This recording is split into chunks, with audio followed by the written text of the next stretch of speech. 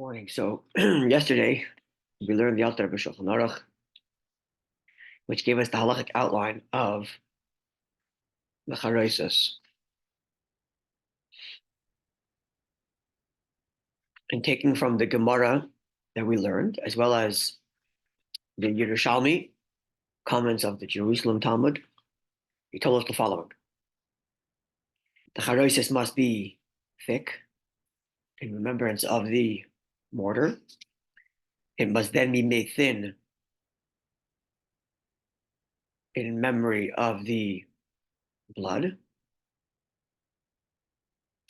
and then it should be acidic. It should be acidic because the word acidic in Hebrew, kiyua, also means kehos, blackened or darkened, because the Jewish people's teeth were darkened considering the depth of slavery. And then he added that there should also be a spice that's ground up in a stringy fashion: ginger, cinnamon. Those are the options. In remembrance of the teva and the straw that was mixed into the mixture. He also added, somewhat by custom, to have the fruits that the pasuk in the Song of Songs compares the Jewish people to: pomegranates, dates, figs. Did I miss anything else? I remember. He also added apple to remember the apple orchard. Right? If we were doing an in-depth analysis, which we're not, we're just going to the text. But if we were doing an in-depth analysis, we'd have to go to all the sources between the Gemara and the Alter Rebbe Shulchan Aruch to see why the Alter Rebbe put certain things as the halacha, where certain things are custom. For example, when the Gemara said that it has to be acidic because of the word kiyua, it told us because of the acidity is to remember the apple orchard. That's what the Gemara told us. But yet, based on a Bach, based on a comment to the Pri Chodosh, the Alter Rebbe says kiyua is to remember the blackened teeth. It's one seeming change. Another is the apple orchard. The apples as a recipe only as part of custom. What was other things? To what degree is the spice integral halachically, especially considering as we're about to see the Chabad custom not to use the spice at all, because we don't have spices. B'chal and Pesach for fear of chametz, mixture of chametz. But it was for the straw. For the straw, which the Gemara seemed to imply is part of the actual process of the Chattis itself. So it's quite an enigma. And obviously, there's lots of commentary we're skipping from the generation of the Gemara all the way down to the Alter Rebbe Shulchan Aruch. That's how many years is that? 1,500 years, probably. Right? The Gemara is concluded somewhere around the year 500 or earlier, 400. The Alter Rebbe lives in the late 1700s, early 1800s. So we're talking about almost 1,500 years. So there's lots and lots of commentary we're glossing over, but nonetheless, you kind of see the enigma around it. Okay, so now let's have a look at the Rebbe's Haggadah, which is going to give us a little bit of like a collection of all these different ideas organized as a concise commentary on the Haggadah itself, including comments on the Chabad custom, as well as some details that we did not see yet, and which are going to help us get a better understanding. So there are two times that the Rebbe comments on CHAROSET in the Haggadah. One is when the Haggadah tells us to set our Seder table, our Seder plate, and on the Seder plate we have CHAROSET. So there the Rebbe comments on the meaning and ingredients of CHAROSET. The second time the Rebbe comments on CHAROSET is when the CHAROSET is dipped. The Rebbe comments on that as well, the meaning of the dipping and the Ingredients. not the ingredients. Ingredients he describes when he tells you to put it on your plate. He comments on the dipping of it, the eating of it, and the bracha of it, or the lack thereof. So those are the two comments. Once when it's being made, set on your plate, and once when we are eating it. So let's see. First, where it says the page Chaf Aleph, that is a comment describing the time when you're setting your plate. And one of the items on the plate is the CHAROSET, so says the Rebbe. On the right side, where the word CHAROSET, HaCHAROSET. So we see it there in the italics. So the Haggadah instructed us to put charoset, to put the charoset down on the Seder plate. For what purpose? In remembrance of the slavery that our forefathers went to, enslavement, as expressed by the mortar specifically. Right? You are required to put into the charoset something that is acidic. Cites to our Gemara, Psachim Kufte Zayin Aleph, Psachim 116a. Why acidic? The word acidic is kiyua, and the word kiyua could also mean to blacken. And this is to remember that the teeth of the Jewish people became blackened from the difficulty of their enslavement. Source, Ba'is Chadash, Simin Taf Ein Gimel, the famous Bach, the commentary on the Torah, in chapter 473. Then it continues, it is made it's made with fruits that the Jewish people are compared to. From the verse in Shir Hashirim, and he puts in the parentheses the source for this idea from the Goinim, and it describes how it's mentioned in Tosfos in our Gemara. After it's made of these fruits in a thick paste in remembrance of the mortar, it should be softened in liquid. It's best that the liquid be red. To remember the blood of the first of the 10 plagues. Source, the Jerusalem Talmud, Psachim, Perek Yud, Sefer Halacha. Now here's a little line that we hadn't seen yet, and which helps us clarify something. Says the Rebbe, V'chol dover shetoiv limboy, anything in which you dip, koreh charosis is called charosis. Remember, we were discussing why did the Gemara tell us what the ingredients of charosis is? And we were saying how people must have already known what charosis is. Here the Rebbe cites to a source that kind of validates that point, but actually broadens it, which is charosis just means a dip. It means a dip. Generic term to describe dip. This is the Rebbe citing to the Machzor Vitri. I didn't look it up. And if we were doing this in depth, I would look it up to see where this comes from and so on, but we're just taking it on face value here. Right? Charosis is a word, generic word we use for dips. So the Gemara is saying you have to have a dip. Like in Babylon, they had a dip. Yeah, that's right. Now, I would still argue that at least the basic outline of the ingredients must have been known, especially since it was being used as an offset for kappa. Right? Yeah. That was the first opinion. The second opinion, it's a mitzvah. The first opinion was that it's just being used to offset the kappa worm, right? Which would mean that they must have known which ingredients will have that medicinal effect. Couldn't just be generic dip. Now, maybe it's called charosis because it is a dip, right? And any dip would have been called charosis, including the dip in which you offset kappa, right? That could be, right? Like, for example, today, nowadays, it's very popular on Shabbos. People have dips, their challah, right? So the first course is dips. What dips do you want to do? I don't know. Every host decides what they want. Olive dip, whatever. Exactly, whatever dips you are into, matbucha, whatever dips you're into. This is it's the Moroccan Montreal influence that brings in these dips. Not an Ashkenazi thing. Nonetheless, it became popular, right? So like it's just called dips. We'll have challah and dips. Which dips? I don't know. Well, whatever the host decides, right? So that would have been charosis. But obviously, or it would seem that for Moror they would have had a specific charosis, a specific dip to offset the worm. That's right. Which would mean, if this is correct, then there's a dispute in the Gemara as to whether charosis is the offset kappa or whether charosis is a mitzvah. It's actually a dispute on which dip you should use. Charosis means dips. So you have to have charoset. You have to have dip. Partially, actually, because you have to have curiosity to dip twice. Which charoset should you use? Which dip should you use? Well, I don't know. It depends if it's a mitzvah or just to offset kappa. If it's to offset kappa, get the one that offsets kappa. Or make the one that offsets kappa. Use those ingredients. And the Gemara tells us which ingredients for what, right? The opposite of lettuce is leek, and the leek is this, and right? But if it's for a mitzvah, well, then make the kind of dip that's going to match the mitzvah. That first of all, it's a thick paste, and then it's runny, right? So this gives us a deeper insight into what is the dispute, not just the theory, is it for this reason or that reason, but also a question of which ingredients you use. We're going to see soon another practical difference between the two opinions, whether it's for kappa or if it's for mitzvah.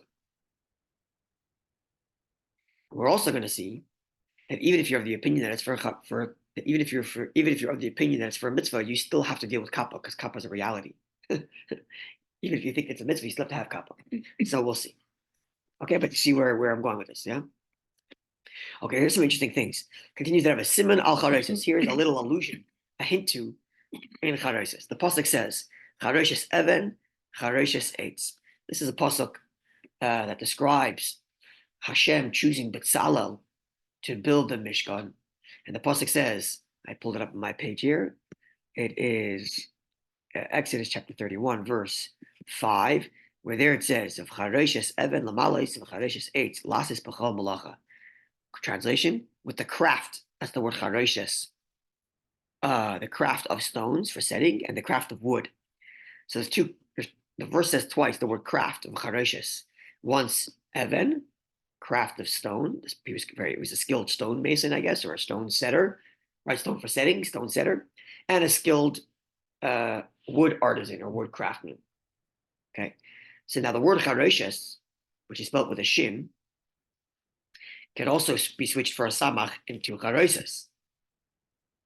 Oftentimes, shin / sin are interchanged with samach, considering that sin and samach make similar, if not the same, sounds. Right? So charoset even could be a play on words. Charoset even, charoset eitz. So the word even and eitz, which means stone and wood, have an embedded hint of the ingredients for charoset. Namely, the lashon Ashkenaz in Yiddish, in the language of Ashkenazim in Yiddish, would be as follows. We have Aleph, Vez, Nun from even, and Ayin Sadik from eitz. You have charoset even and charoset eitz, right? Charoset. So you have these 5 letters. Each of these letters tells a different ingredient. Namely, Aleph for apple. Beis for baran, that would be pears. Nun for nisin, that would be nuts. Aleph or ayin, actually, of the eitz, for ingver, which would be ginger. And then sadik of eitz, simmernd, which would be cinnamon, if I'm not mistaken. And then he translated into Lashon HaKodesh, tapuchim, agasim, kida, goizim, kinamim. I was thinking a little bit. Okay. The source for this is the pre-Eitz Chaim, which would be a Kabbalistic work. Yeah, what are you saying? I was thinking more of the meanings of the words wood and stone. Wood, I was thinking cinnamon because of bark. Oh, yeah, interesting. Huh? Stone. This is where give us this. Yeah. You remember this little, what's the word? Mnemonic. Mnemonic, thank you. Of apple, baran, nisin, ingver, cinnamon. Apple, pears, nuts, ginger, and cinnamon. Continues the Rebbe, but it's already a number of years. That it's our custom not to use ginger and cinnamon. It's because of the concern that it might have been mixed in with chametz. Why 5 ingredients correspond to 5 levels or neshama? Maybe. Okay, Nikra Shmoy Charoset. It's called maybe. Nikra Shmoy Charoset. It's called charoset. Zeche, to remember. La Levena, to remember the mortar. She maise charsis. It's made with charsis, is shards of clay. And the word charsis is similar to charoset, so there's another allusion in the word charoset connected to what it's supposed to do, which is to remember the mortar. Levena specifically is like the lime, what's it called? Lime, yeah. Lime. It's used in mortar. It's it's a bit caustic. Yeah, so it's made of. It's the binder. No, Right, it's made of clay. Right, lime made of clay, And that's Levi, which is made of CHAROSET, which is clay. And CHAROSET is similar to the word CHAROSET. Okay, so this is the Rebbe's comment on the making of CHAROSET. He summarized for us the Gemara's and the Shulchan Aruch's instruction. The Alter Rebbe actually summarized for us the Alter Rebbe Shulchan Aruch, remembering the mortar, remembering the blackened teeth, made of fruits, and then mixed with wine, mixed with liquid, best if it's red, to remember the blood. And he added his detail that any dip is called CHAROSET, which is insightful. And he also gave us this Even Eitz, the 5 ingredients: apple, pears, nuts, ginger, and cinnamon. We dropped the ginger and the cinnamon. We're left with apple, nuts, pears. That's today the Chabad ingredients for CHAROSET. I thought of something. Okay, and he added CHAROSET coming from the word CHAROSET, which is the lime Levena. Okay, what do you want to say? The fact that it has to be tart or Yeah. for the what was the reason? Well, the Gemara told us because it's to remember the apple tree, but the Shulchan Aruch told us based on the Bach because of the brown teeth. because of the black teeth, blackened teeth. Yeah. So for those reasons, and by extension, then it would cover the kappa, because the tartness would totally. The Gemara said that tartness kills kappa? Not to the best of my Well, memory. Maybe, but the Gemara didn't say so. The acidity. Yeah, it would certainly make sense, but the Gemara didn't say that though. It would make sense. That's why it's not really mentioned. Maybe. That would, but by the mitzvah of doing that, You'll anyways cover the kappa. Oh, in other words, you're making the argument that they're not different ingredients, they're the same ingredients. Same ingredients, but it just happens to be because you need this maybe acidity, which should offset the kappa. Maybe it's not in the Gemara, but I'll take it. I mean, perhaps that's why it's not in the Gemara. Oh, I see. Maybe. Yeah. Okay, I'll take it. Because if you follow the law, then it would also. Anyway, it should cover the kappa automatically. Yes. Good question. Good point. Very good. Okay. Very good.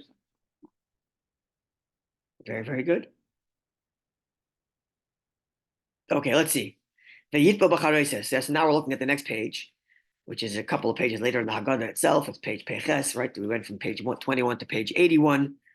And here we're looking at the instruction to use the CHAROSET. Before we were reading from the instruction to have the CHAROSET on our plate. And now we're given the instruction to actually eat it. Namely, the Haggadah says, look on the right side, the italics, the Yitbo b'CHAROSET. You should dip it into CHAROSET. Of course, this is speaking of the maror. See it? Yeah? Yeah. Okay. So we dip into the CHAROSET. First, actually, it tells us, go back a paragraph. V'yitbo dip, v'achakach v'yivara. First dip, and then make a bracha. So that way the bracha is closest to the mitzvah. And now the pisk of yitbol, like mentioned above with respect to dipping. You want to dip, like by the karpas. You dip first and then make the bracha. So that way you don't make the interruption between your bracha and your eating with dipping. Okay. Now, so you dip first and then make the bracha. The yitbol b'CHAROSET, you dip into the CHAROSET. Says the Rebbe, before you actually do the dipping, you should soften the CHAROSET mixture with the wine that is that's in a vessel. So this detail wasn't mentioned in the Shulchan Aruch, but even though the source is in the Shulchan Aruch, which we learned yesterday, Siman 5-7, chapter 473, paragraphs 32 to 34, which we learned yesterday, but I don't remember him saying that the wine should be softened just now before you dip, and that has to be so that the CHAROSET be softened in wine just before you dip in some vessel. No. Didn't mention that. That way adds those details. That's indeed our custom. That there many actually have the custom to soften it using the wine that's in like your like you have like the plate under your Kiddush cup, and there's wine spilled over there to use that. And what many do, myself included, we take a scoop of the CHAROSET, drop it into that wine, and now it's been softened and then dip. On that plate. On that plate, yeah. What about the shaking off part? Now we'll see in a second. Oh, okay. We'll see in a second. We're shaking off Pesach. What? We'll see in a second. When you dip the. Let's see. We'll say in a second. See in a second. Yeah. Continue now. You should not dip the entirety of your maror, the entirety of your olive-sized maror, which is the minimal portion from maror, into CHAROSET. Why shouldn't you do that? Because nowadays, ein motzei kappa. We don't have the kappa anymore. What is kappa? Says that we had two opinions of whether it was a toxin or a worm. Says the Rebbe, I'm not sure why the Rebbe goes with this opinion, but the Rebbe does, saying min toilas, it's kind of worm. Again, if we're doing this in depth, I try to open up all these commentaries and all these sources and see why the Rebbe is choosing this one or the other one. I don't know. But today we don't have kappa, this worm. The murder in our murder could be meshas, as there was in times of temple times, right? Most of our vegetables have been made pest-free thanks to all kinds of ironically toxins. I'm not kidding, but thanks to all pesticides, we don't have these things anymore. Okay, good. So we don't have the cup. We don't have the cup anymore. So if I were dipping the lettuce for kappa, right, then I'd have to dip it completely in to completely kill off the kappa. But today, since I don't have kappa, there's no reason to dip it completely. And therefore, what am I dipping for? I'm only left with dipping it because I'm remembering the mortar. And it puts in the parentheses the source, the Pri Chadash, and the Alter B'Shulchan in chapter 475, paragraph 11, which we did not learn yesterday. I'm remorse, we should have. Maybe tomorrow we'll look at it before we continue, just to get fully rounded. But I did mention it when we spoke about it on Shabbos afternoon, and we spoke on Chol Hamoed, and we spoke on Shabbos afternoon about CHAROSET. We did read that paragraph. But the Alter basically says that now we do CHAROSET as a combination of both. Actually, he writes there that initially it's for kappa, but because today kappa is no longer around, we're doing it only for the mitzvah, which is to remember the mortar. And for curiosity, no?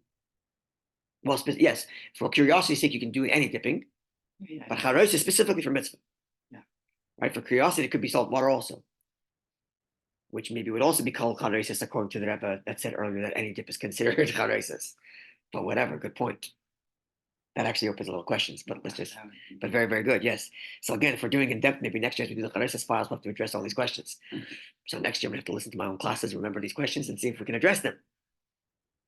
Okay, so again, we don't dip it anymore for the reasons of kappa. Therefore, there's no reason to dunk the entire mortar in. We're only doing it for the mitzvah to remember the mortar, and therefore there's no need to do the whole thing.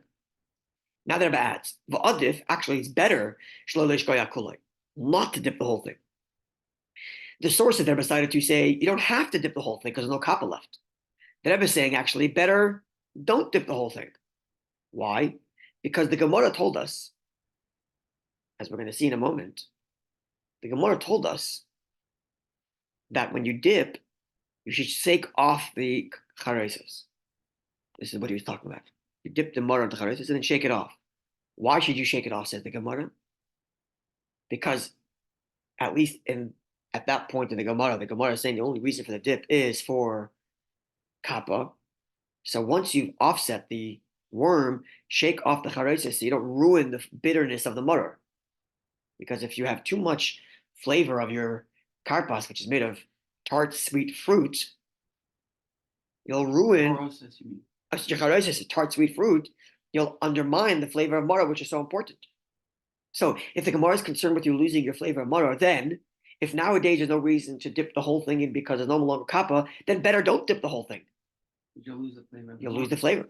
That way you don't lose the flavor of the bitterness. Seemingly, this is what we can say, says the Rebbe. That's interesting. Because the sources there decided to say you don't have to dip the whole thing.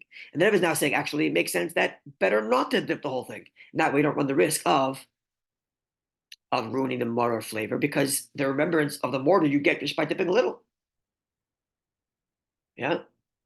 Okay, yeah. I was thinking that if during the times where they had to dip the whole thing, how did they circumvent the issue of perhaps maybe ruining the... That's why they shook it off.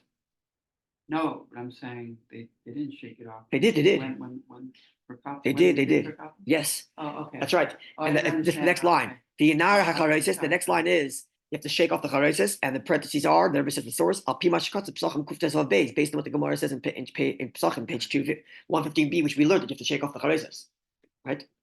So based on the fact that you're shaking off the CHAROSET not to ruin the flavor of the mortar, says that if that's the case, because we have no longer cup, and that was even when you had cup and you shook off the mortar. Yeah, that's right. So now we don't have cup, there's certainly no reason to dip any more than just a little bit.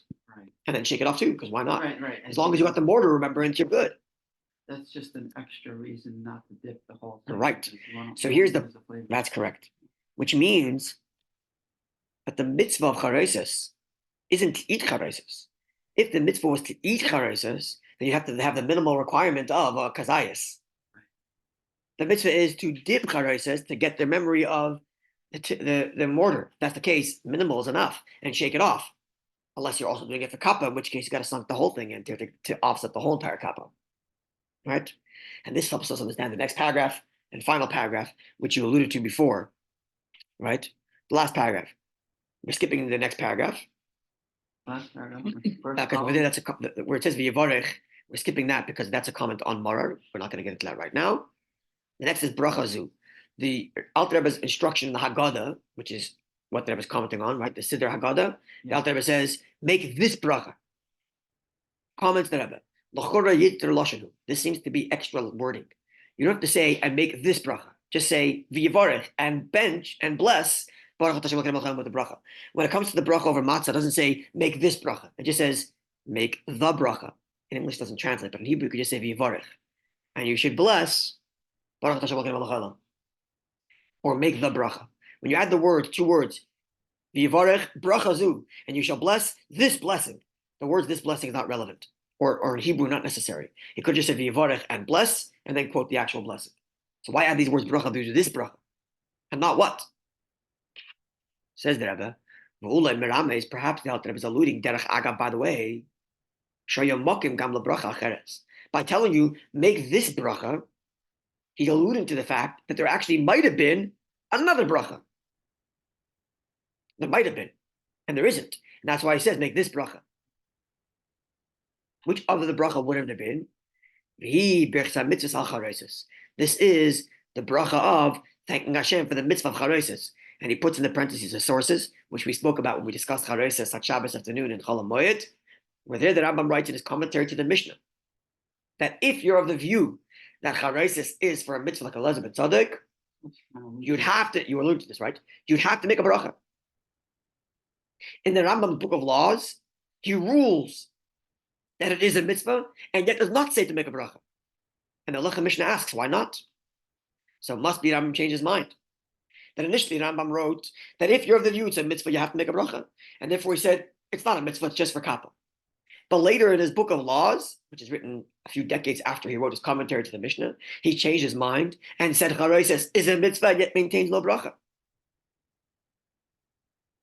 Right? So why no bracha? What are we saying? So one second, before we get to no bracha, yeah? Go. Sorry. No, go.